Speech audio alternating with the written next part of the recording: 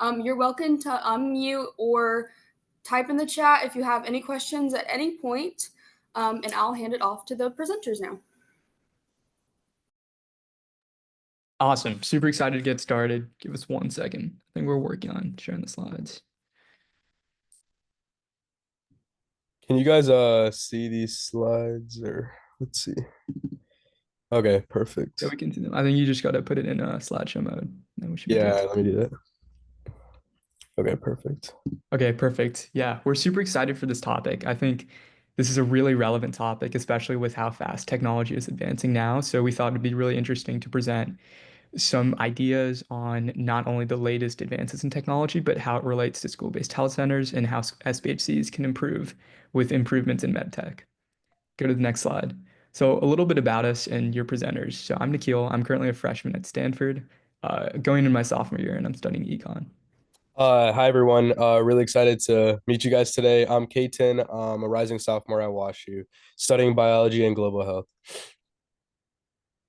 And our friend Justin, he's in here today. He's also he's a rising sophomore at Stanford as well. He's studying econ. And hi, my name is Annabelle. My pronouns are she, her. I am a rising senior at the Ranney School in New Jersey. Okay, perfect. So just to break the ice this morning, we have two truths and a lie. So what you guys can do is take like a second to read these three. I can even read them out loud. And after I read them, if you could type your answer in the chat, which one you think is a lie. There's two truths and one lie. So the first one is that 3D printed drugs are already FDA approved, creating unique drugs that can improve patient compliance rates. Second, its preliminary research has found that wearable kidney monitors paired with an AI app can predict acute kidney injury up to 2 days before onset. And finally, CRISPR-based therapies have been FDA approved for at least 3 different inherited blood disorders.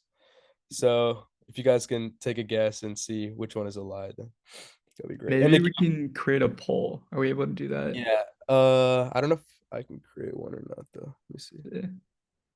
I can. Give me 1 sec. Okay, perfect. Harper, if you could just make the options like 1, 2, and 3 or something instead of typing all of it out if it's easy. Yeah, you got it.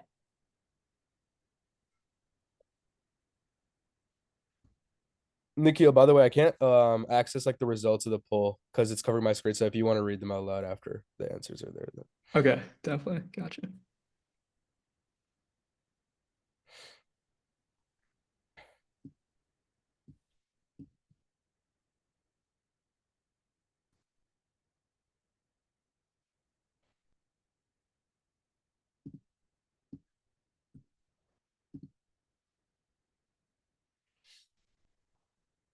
I don't think I can see the responses, Harper, but do you know what it says on your end? Yeah, absolutely. It won't broadcast until I end it. But right now we have 3 people answered number 1, 1 person answering number 2, and 2 people answering number 3. So pretty spread out.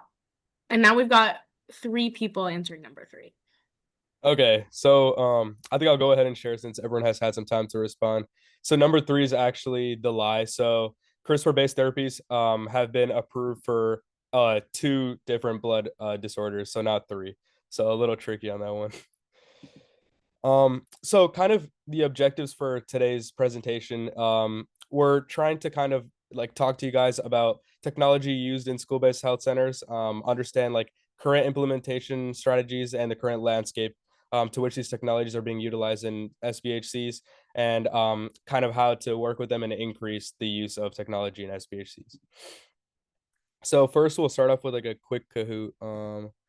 Let me share my screen again. Let's see if this works.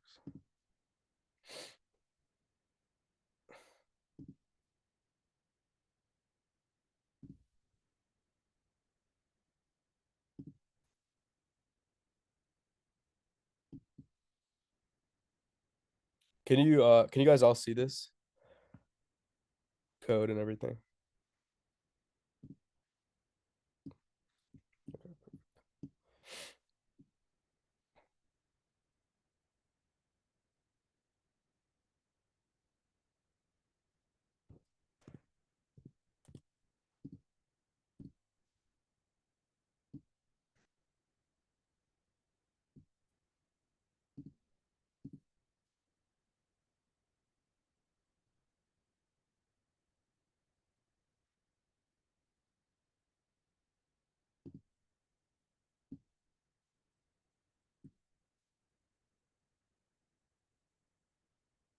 And if you're having any trouble joining, please let us know. We can wait.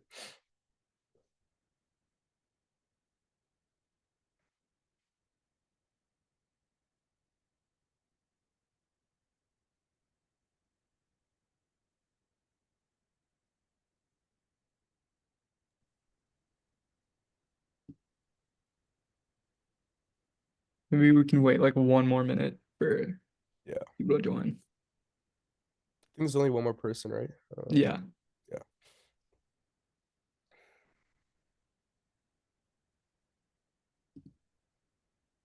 Okay, perfect. I think that should be it. So, Kaden, you can get that started. Perfect.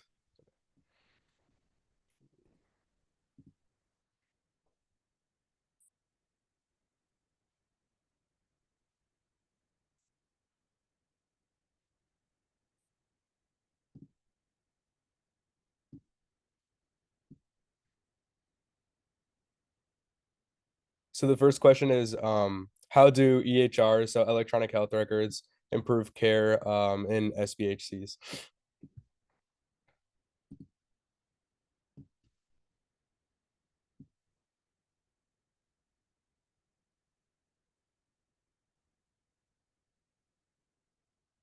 Okay, perfect. Everyone got this answer right.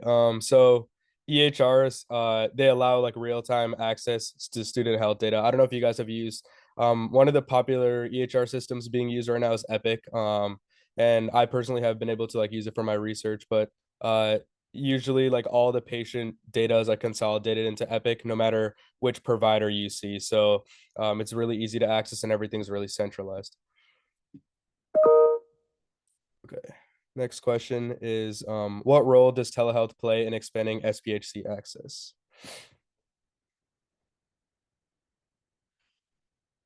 Most of these questions should be pretty easy just to kind of see your understanding.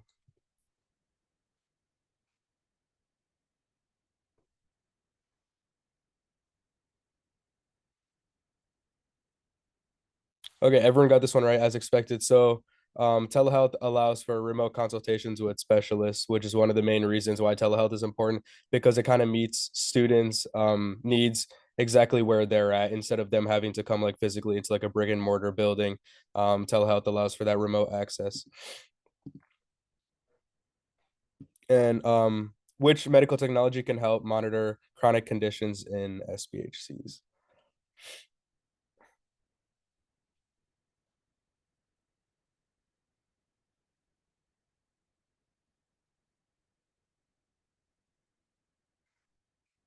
Okay, everyone got this one right too. So wearable sensors, you guys have probably used like Fitbits. That's an example. Apple watches, they all have like technology that you just have to wear it and then it can connect to like a phone app or something else can track different things. Yeah. And what do you think is a key benefit of using like a mobile health apps in SBHC settings?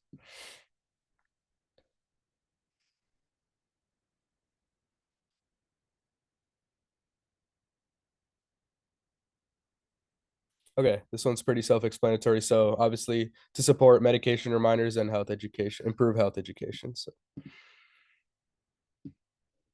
how do you think SBHCs can use like data analytics to improve student health outcomes?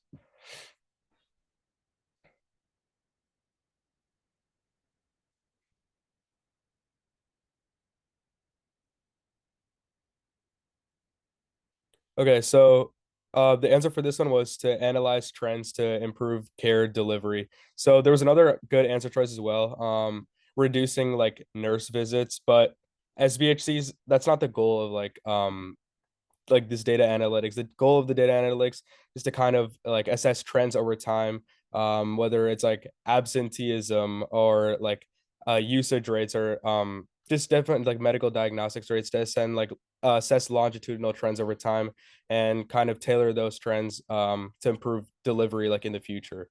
So that's kind of the goal for these data analytics being used in SPHCs. And then which technology helps SBHCs communicate securely with families? Secure is like a really important word here.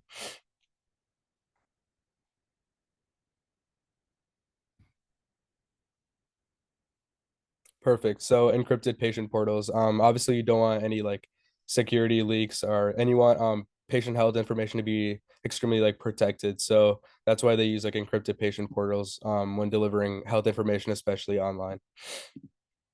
And our final question, this is just a really generic question. So why is integrating medical technology into SBHCs essential to promote health equity?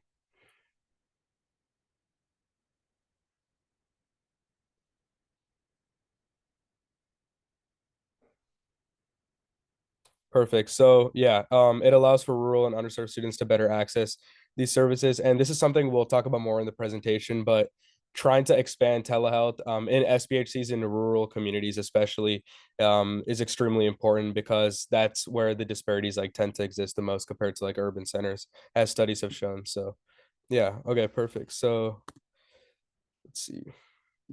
Let me get back to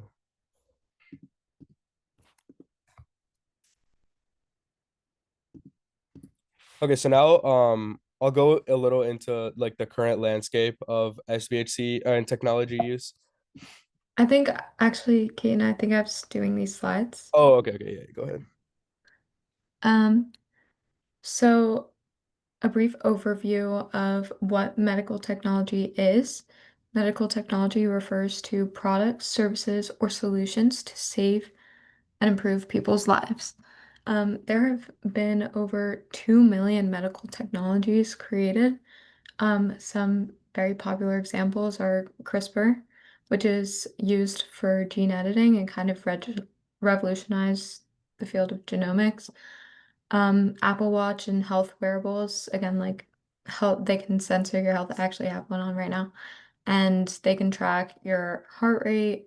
I know there's certain like diabetes devices that are very helpful for tracking glucose. And then in terms of vaccines and drugs, biotechnology has kind of revolutionized the way that those are being created because uh, for the first time ever, we're kind of developing more personalized treatment plans with the use of technology and tracking, and we're able to track things that we were never able to track before, such as like certain biomarkers as kind of predictive tools. And in terms of SBHC-based telehealth rose from 7% in 2007 through 2008 to 19% in 2016 and 2017. So, telehealth is also something that has expanded, especially in school-based health centers, and it's provided greater accessibility to healthcare, especially for people in lower income areas, because kind of the expense and inconvenience of going to a health center or hospital all of the time doesn't really work in everyone's daily lives. So telehealth has allowed for more remote communication. So the development of artificial intelligence in healthcare and medical care is accelerating rapidly, and uses for AI in healthcare is constantly expanding globally. We have this quote here from Healthcare Science Journal. AI has the potential to revolutionize healthcare, and that's really true. I've personally witnessed it, um, kind of using machine learning algorithms to track certain biomarkers for specific diseases and cancers. Um, and it really does have an impact on everyone involved. It can, obviously for patients, it can lead to more personalized care and earlier detection. For care providers, it automates the whole process, so it makes their lives easier and makes their work more efficient. In terms of careers, there are so many possibilities. Like you could be on the coding side of things or on the more clinical side of things. In terms of insurance, I guess AI is even being used in insurance companies to just save time for professionals. That's like the overall benefit. And of course, it's important for there to always be human intervention and oversight over these tools. AI in no way should be replacing human healthcare, but it is an amazing tool for healthcare providers because it makes everything so much more efficient and kind of removes the threat of human error when we're dealing with serious health consequences. And AI can also be used to improve healthcare equity.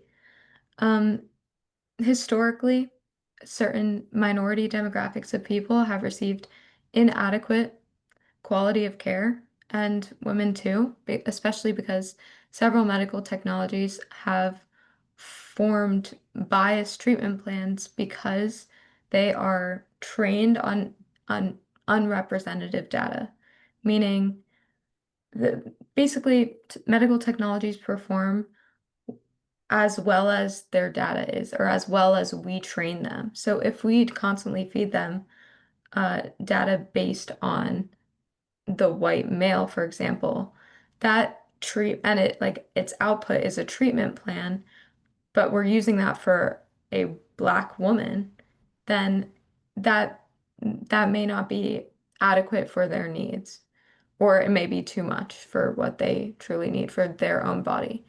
So if we, as a collective society of innovators, are able to um, make the data that we feed AI more representative, we can actually lead to more personalized treatment plans and kind of reverse this trend and use AI for the better. And then here we just have two statistics. There has been a 15% yearly growth of global healthcare in the IT market. And again, there's 2 million plus subscribers to digital telehealth subscription company, him and hers.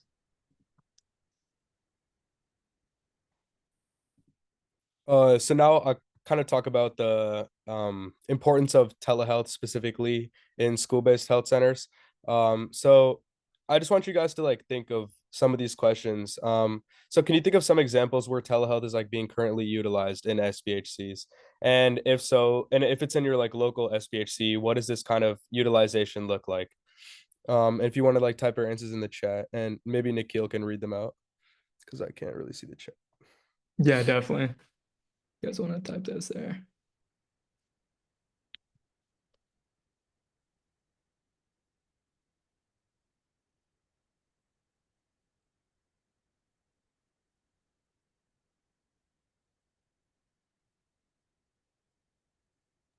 One example from my SBHC back when I was in high school was the idea of like data storage as well using the EHRs like Epic. I think we used Epic. And then also the other primary was telehealth with specifically psychiatry appointments. Mhm. I think there was a shortage of psychiatrists now and during that time. And I think that that was super crucial to be able to provide that outreach to students that might not have been able to access it, even if they had the proper funding for a traditional psychiatry appointment, that they were able to get it using telehealth as well. Yeah, that's a really good point. Yeah. Yeah, and I think we have two responses in the chat about other people, districts using telehealth for those types of services as well, counseling and therapy.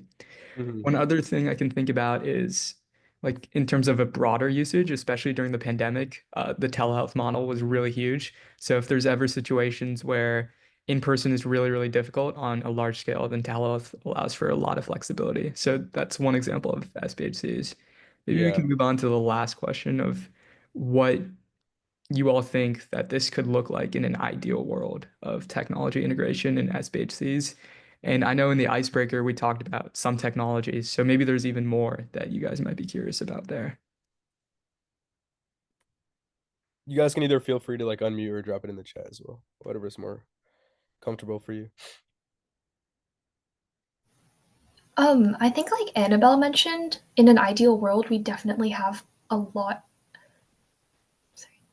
We'd have better data equity. I think especially as we're becoming a more algorithmically driven world, data is becoming so important. And if we want to make sure that tech-based infrastructure is equitable, then we need data to be equitable as well, because that's the foundation of their function.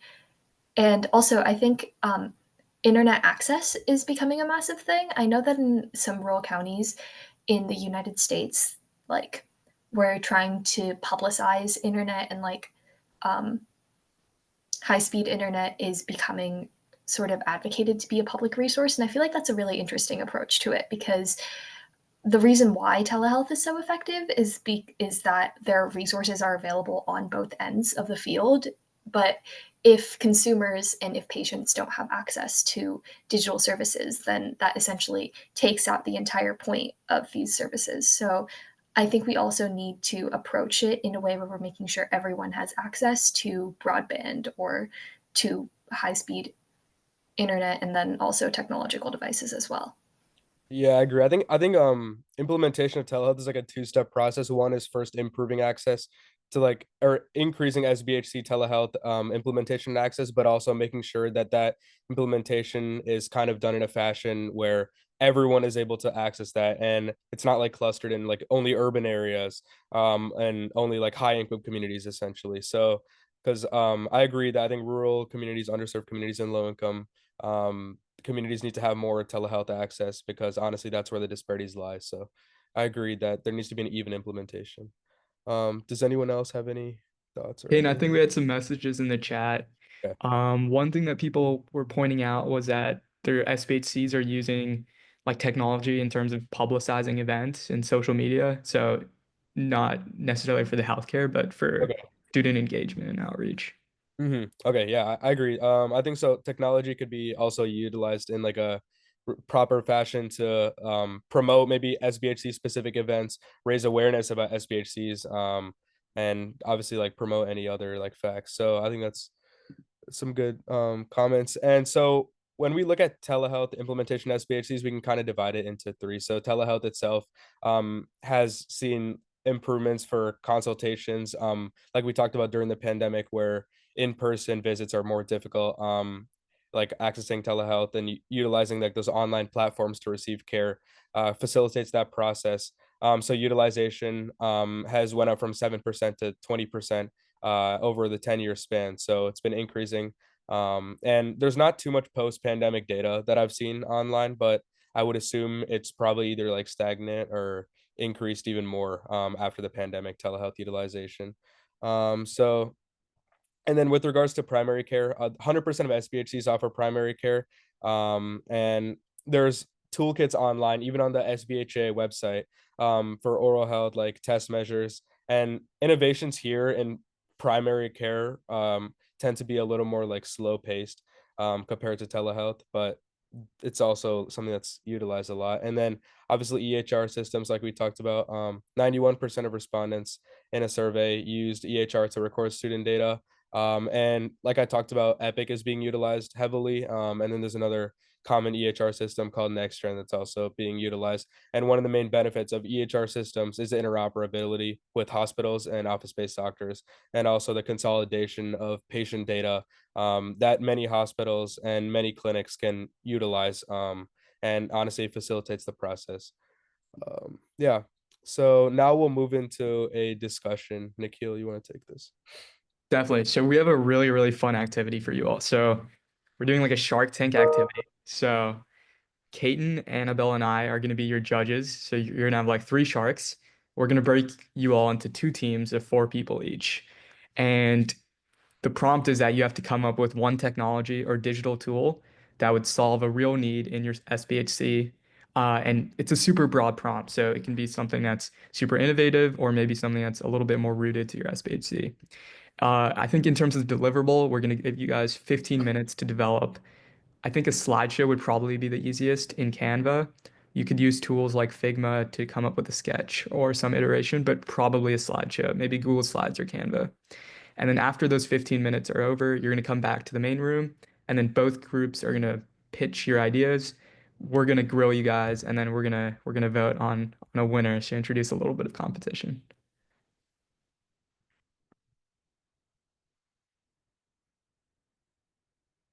And yeah, I think we're gonna get the breakout rooms right now.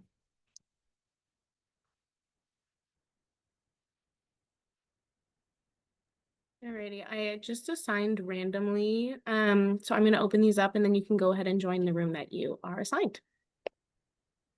A group that wants to present first. Otherwise, just going to call on someone.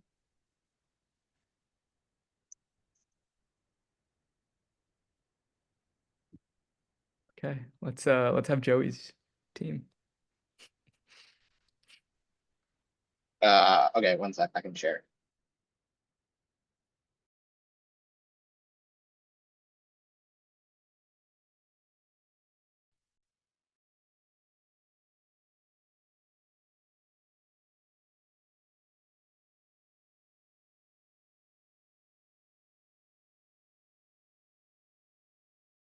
Joey, you're muted. Okay, sorry. Our target was to use artificial intelligence, specifically a large language model, to target misinformation in healthcare settings.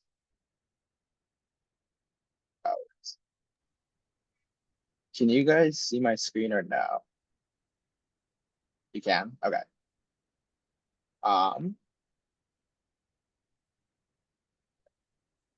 Oh, we can see it, but it's stuck on the first slide, like the title slide. Okay, one second. Maybe somebody else shares, because it looks like mine is stopped. Okay, I can try to share. I don't know if it'll work, but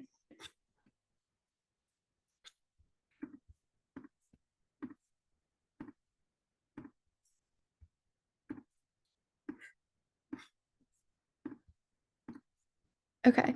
Let me know if you can see this. Okay. All right, perfect. Okay, so we're just going to start with like an overview of our problem. The problem that we picked was health misinformation. So in terms of the statistics, around 41% of teenagers can't identify health misinformation online, which is a huge problem because that means that they are consuming health information that isn't true. So this could be like observing things on social media about what they should consume, or how to, practice a healthy fitness routine. And if they don't know what's true, but they're still practicing certain behaviors, it can hurt their health outcomes in the future. Along with that, around 1/3 of health misinformation or health related information online is untrue. So it identifies the need to have a solution to cure the issue of health misinformation present online. And then Kareem, do you want to talk more about like stories and examples of this? So during the COVID pandemic, many students would go online and they were on social media, and many posts were made about vaccines, and there were big like differences along these posts on like what effects these vaccines will cause, and it caused humongous disputes among the youth on like getting vaccinated. And obviously the pandemic was a very big time, and it was, you know, people were getting sick all the time and dying, and it didn't make anything any easier through that. So with the AI checker, it could like, help that not happen again.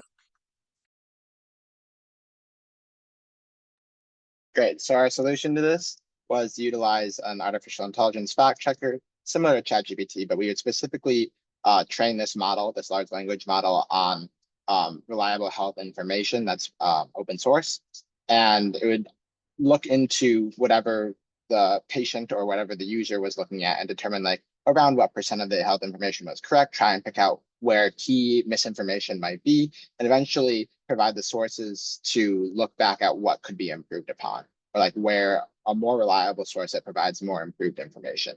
And this could be in the form of apps to allow easy access. And can you go to the next slide? The reason why we think that this would be important is right now there's a big break between the trust of healthcare professionals and community because of this misinformation. A lot of people argue that vaccines are unsafe, that a lot of treatments are unsafe, and that doctors and physicians and nurses are simply just trying to steal money. And so I think that by helping to remove this misinformation and providing another source for youth to learn from can help reform that strong community bond. Our second reason is that misinformation costs a lot of money. Johns Hopkins argues that the COVID-19 misinformation cost $50 to $300 million each day during the peak of the pandemic. And some key targets is that the tool would be helpful beyond school-based health centers because not only could youth use it, but adults as well. And so SBHCs have many partners, whether that be other community health centers, or the hospitals in nearby, and they could also make use of this tool, meaning that if we wanted to make a profit, we could either sell it to them or we could just allow them to use it to help provide that information that's needed. And this would finally lead to a much stronger avenue for providers to connect with their patients.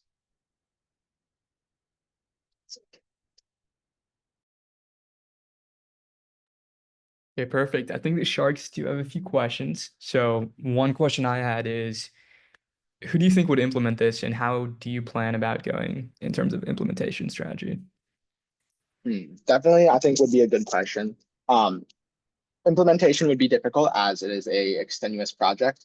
However, I think that with the connections that school-based health centers have with these large organizations that have this health information, pitching this idea to them and working together with them, whether that be other researchers, whether that be people that work for these larger governmental organizations that would have similar goals, I think that combining with them and working in partnership with them provide a great avenue, not just for funding, but finding people that would help to implement this project.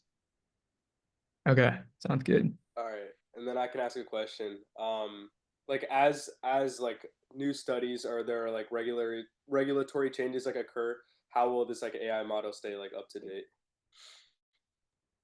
Definitely. I think that targeting research publication sites that frequently produce research that has been vetted, like PubMed or to name one example, or notable journals, I think that that can help to target the growing, as we know, medicine is an always ever-changing field. And so by targeting research journals that are credible and have positive reviews, then we can continue to grow the database's knowledge and learn or have it grow alongside the growing presence of medicine. And so I think that that would help to provide to help it adapt to the changing research and the growing technology.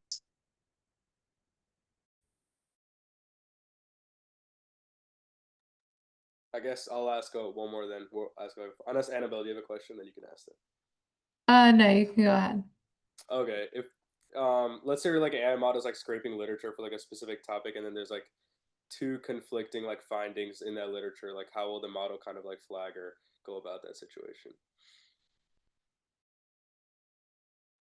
I can answer that one too, I guess. I think that this is definitely a issue that could arise. However, I think that looking at the two papers, you could, first of all, if it was like an extensive issue where multiple papers were conflicting with multiple other papers, then it'd be important to put a pause on that to ensure that we aren't spreading misinformation ourselves. And then secondly, I think it'd be important to have it or to perform our own, I guess, third-party investigation of this topic to make sure that not one idea is favored over the other because multiple papers and multiple journals are in favor of one or the other. And so I think it's really important to approach this from a third-party view and with the goal of not spreading more information, approach that very carefully. And I think that that's something that could definitely be laid out with better plans and better strategies to overcome. However, we have not got to that section.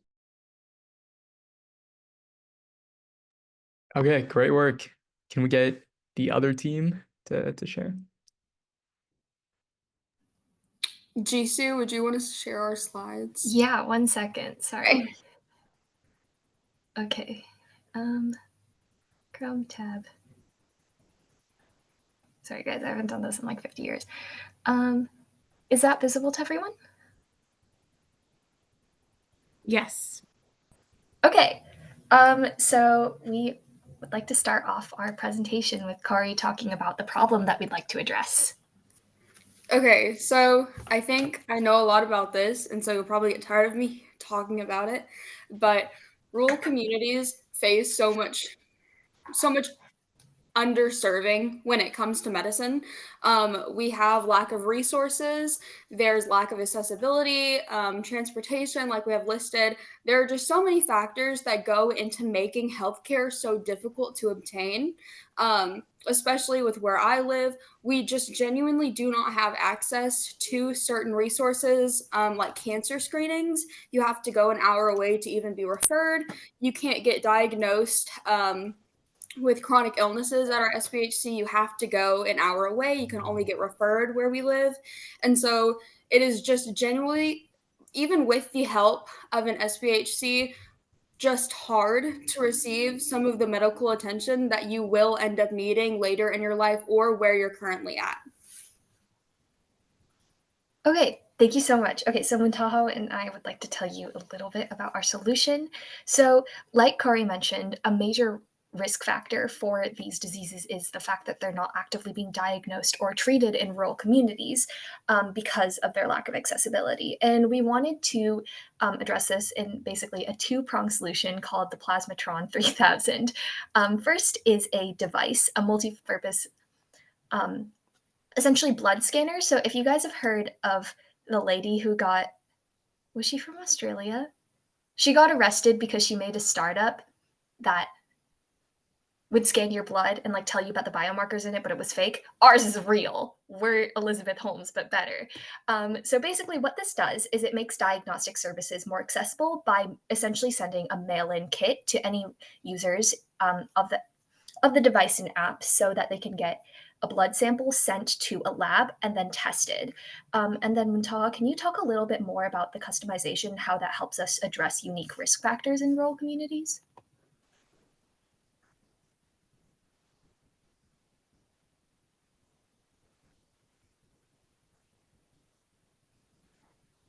Sorry, I think my connection's like freezing up a lot. But basically, yes, exactly what Jisoo said. We wanted to do this especially for the people who, um, like Corey also mentioned, like would not have access to be able to go to a hospital and be able to like afford transportation to like do all of these things. So this is Elizabeth Holmes who founded Theranos, but better. So what we're gonna do is we're gonna send a kit to, sorry, Jisoo, if I covered what you were saying. My connection was cutting out a bunch. But essentially we wanted to send a kit to take a small blood sample. So the blood sample would be taken and then we would have an app connected to that as well. So once your blood sample gets taken, like it gets shipped off and then we do the genetic analysis, the blood analysis, all of that, and then you get your results in an app. And then in that app, as you can see on the screen there, the app will have many test results and it'll make them easily accessible, and it'll also store other medical records associated with your name. And in the app, we also plan on having a feature in which you can schedule appointments, because the app will be fully digitizing like your calendar information, so you can see things like your times, events, and services, so it can be taken into consideration and you can best effectively use your time at your local SBHC. And you can also For sure, follow yeah. up regarding diagnostic information. Sorry to cut you off, Jisoo. No, you're totally fine. And then another aspect that we wanted to bring up was how this makes it more easily customizable. We know that a lot of medical facilities are aware of the geographic risk factors that surround them. So maybe certain areas are at higher risk for certain forms of cancer because of their water irrigation systems. So this app will take into account what risk factors exist for you based on your geographic location and your own background as a person, whether that be demographically or if it's like heritable disease and so on. And then it will look specifically for those risk factors when they're screening you. And then Angelina, did you want to talk a little bit more about, because you were the one who spearheaded the idea about scheduling and announcements and how that can improve our app services? Yeah, totally. So what makes our app unique is it has two features. One section of it is dedicated to community events. So basically, the app will send notifications on like any events that are going to be happening anytime soon, or if there are any reminders to do any surveys or just anything that revolves around the community and the school-based health center. And then the other part of it is more personalized.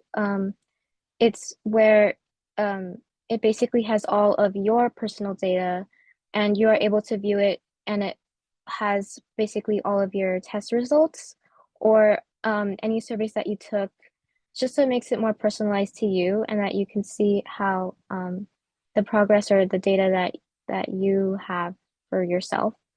And what makes this very accessible to everyone is it helps the user to be more involved in their community by getting the latest updates on basically any event that is going to happen. And it also makes it feel more personalized to them because they are able to see anything that relates to them with their data or their body or their test or anything like that. Yeah, for sure. And then tying back to the problem that we're trying to address, which is lack of accessibility of healthcare in rural communities, like Angelina and Car were just talking about, the reason why that personalization is so important is that rural communities often has less resources to work with, obviously. So it's important that they be able to budget their time, their energy, and their finances effectively. And having that level of personalization allows them to actually strategize in the ways that they're addressing their own care. And yeah, that's the end of our presentation. Okay, thanks for presenting, guys. So one question I had is obviously Theranos caused a lot of mistrust within people. So how do you plan to build trust and actually get people to use this technology and trust the results? I can answer some of that, I think. I really just think that being able to build up trust within our community and within the country, honestly, is to specifically show the science behind it and show the data and explain in depth and in description like how it works and why it works. And then again, debunking things that could be construed about the product or even like specifically address what happened with Elizabeth Holmes and describe and explain why what we're doing is real, if that makes sense.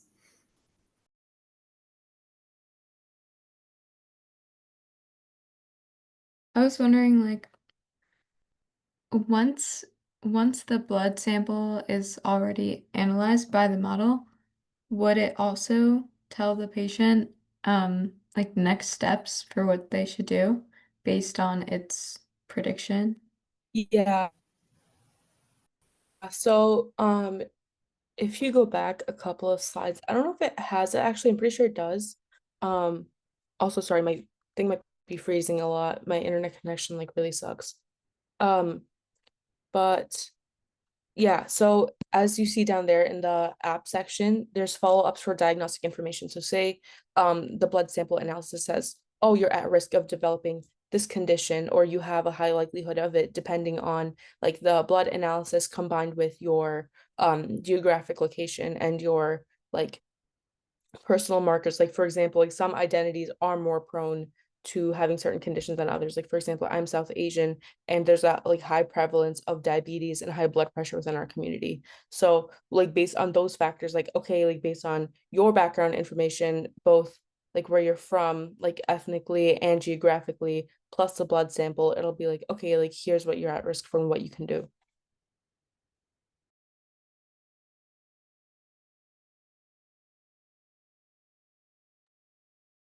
Okay, I think that's all the questions we had. So we're gonna take like 1 minute and then we're gonna decide a winner.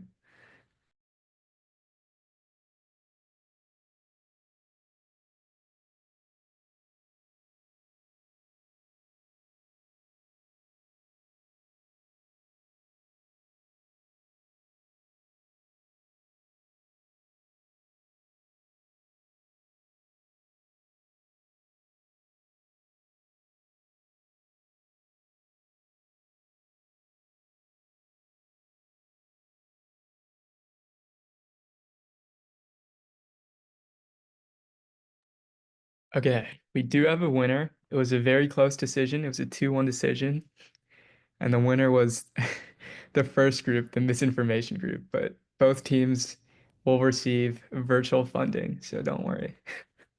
So now to kind of debrief the activity, going over like what lessons and like things you learned from the pitch. I think the biggest lesson for me is that there's a lot of technology that's implemented within SBHCs that you may not even recognize in the first place. So if we think about EHRs, a lot of that is abstracted away from what you're interacting with. So technology is super broad. It can include things like data that's powering the experience as well as front-end applications. Does anyone want to share like what their favorite pitch was? I mean, I guess don't vote for yourself, but maybe what you liked about the other team's pitch.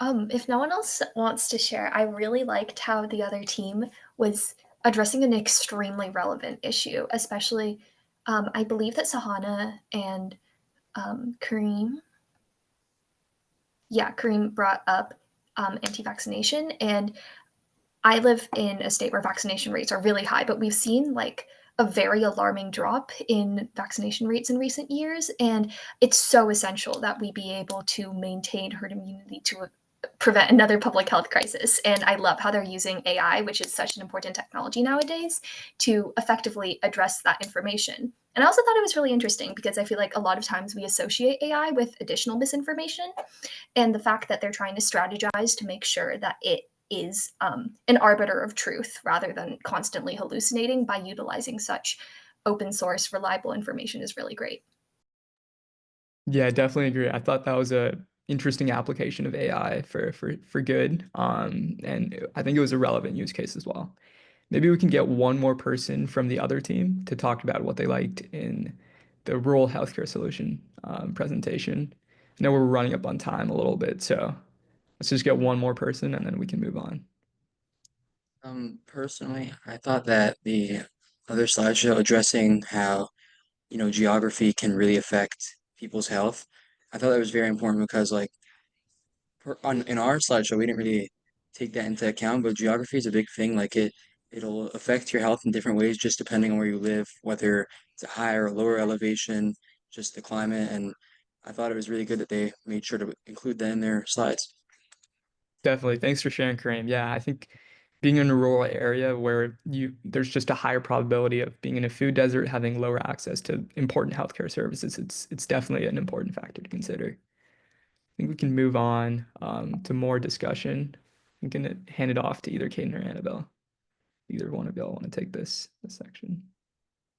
I get to take it. It's fine. So we have a couple quick discussion questions. What role do you think technology could play in improving health services? For this question, really think about your school or your community. So, what role do you think technology could improve, like SBHC care at your school-based health center or community? Feel free to just unmute.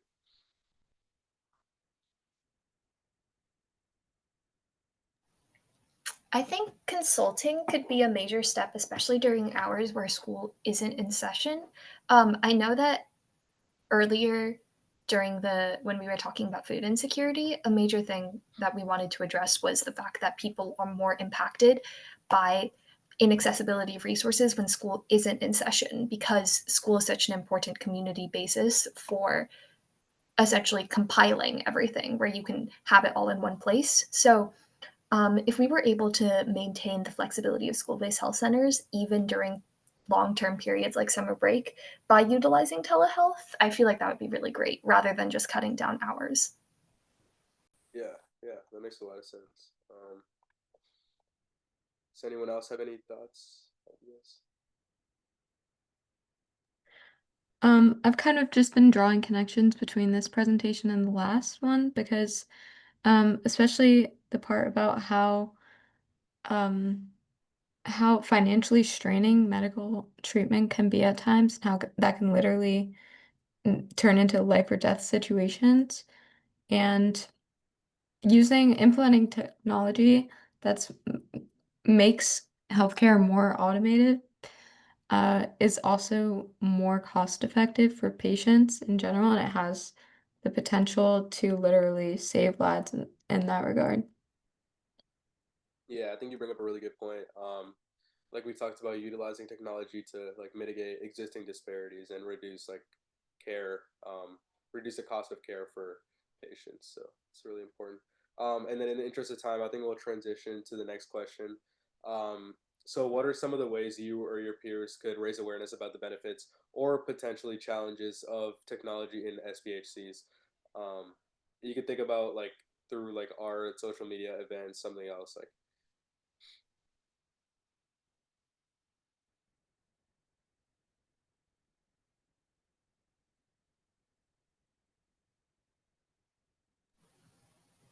I feel like a really important thing is just actively utilizing the resources yourself. If you're able to access them, obviously. But if you're engaging in those services, then it makes you more knowledgeable about what they need and also the ways in which they can help you in your community. And then I know that a lot of recommendations come from because you trust the people around you when they tell you that something is good. Like, I'll buy a sandwich because my friend told me it tasted nice. So if you utilize those services, and then you're able to propagate that information to other individuals around you, and it just builds a stronger foundation of support for those care resources. Yeah, I agree. And then I guess from like personal experience, like WashU has like a monthly campus like fair, so maybe utilizing something like a campus-wide fair or even like a school. I don't know, like there's a specific like week in a school where you can promote or utilize like social media to promote technology and SBHCs and raise awareness and promote education about it. I think that's something that you could definitely do. And then we'll take maybe like one more idea if anyone has one. Yeah, I wanted to add on to what you guys said about having like events and stuff. I think that my school can incorporate like workshops in classrooms and give like a presentation of how tech is improving and um, how it's improving our life at school and what challenges it has. For example, part of it can be it's easier because it's more accessible to everyone, but also some people might not have technology or may not be able to use it. Um, so if we take that into account, we can show the challenges and the pros and cons of how technology is helping us. Yeah, I think that's a really good idea. Nikhil, do you want to move to the next slide? So I think this is one of the key takeaways for this presentation is what can you do so when you guys go back to your communities, um, we we would like you guys to like stay informed, so keep up with the newest technologies that potentially could enhance SBHCs. And there's obviously like technologies like rapidly advancing, so just stay like in tune with that. Follow like SBHC's youth development forum. Consistently like post content, like news podcasts on technologies and SBHC. So that's one way you can stay updated. And then assess. So reflect on your specific SBHC. Where could there be like improvements in healthcare services? How much utilization is there? How is technology currently being used? And think about like how technology could potentially fill those gaps that exist. And then once you kind of stay informed and then assess like your current status quo, you can like take action and advocate. So maybe talk with the staff at your SBHC, or even start conversations with your nurse, principal, district board. You can get your peers involved, and then finally, I think education is especially key in raising awareness about current developments in tech and SBHCs. So we talked about this, like utilize, like Angelina said, utilizing like workshops, creating posters, videos, flyers to help youth and adults understand how technology can make a difference in improving care. So I think we just kind of wanted to focus a little more on this specific like education aspect. So two quick questions. Thinking back again to your specific SBHC, where do you think there are gaps in your school's like healthcare services, and how do you think technology could fill them if it can? I can kick this off and then maybe we can get one person. I think the biggest gap is just the lack of information to students. I think students feel pretty disconnected in how to access health services from their school specifically. So maybe an easy solution would be like a school website or a school like even newsletter. So not something like super technologically advanced, but that might be the most accessible way. Maybe you can get one more person to answer either of these questions.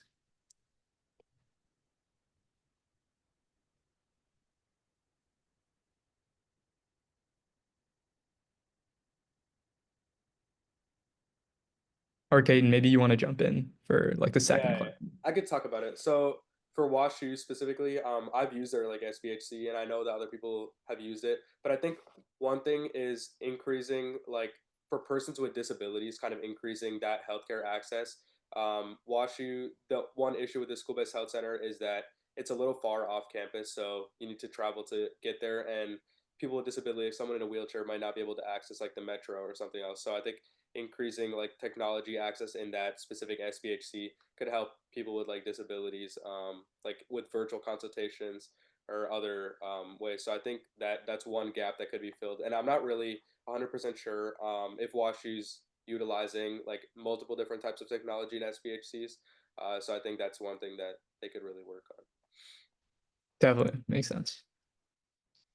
Okay, so kind of wrap up. I know we only have like a minute basically left, but the key takeaways is that I think a lot of us are interested in technology. Obviously, technology is the talk of the world today. It's reshaping a lot of industries. It's reshaping healthcare. I think the key point of this presentation was thinking about ways that we can use technology to improve issues that we all care about. The fact that you guys made the time to join this call is really important. It shows that you have an interest in school-based health centers. And I think there's a lot of ways you can think about if you're interested in technology and you have an interest in issues like improving school-based health centers, how those two things can intersect. So we went over how SPHCs can use tools like telehealth, wearables, and EHR to improve student care. And innovation is really changing. So with your input and advocacy, we can create better tools and better ways for healthcare to be more accessible, especially in SPHCs.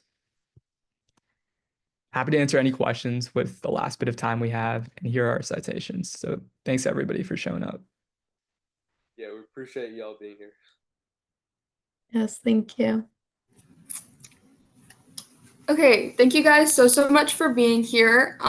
Thank you to our presenters. That was great. I invite you guys to register for the rest of the conference. Harper, if you'll send that link in the chat.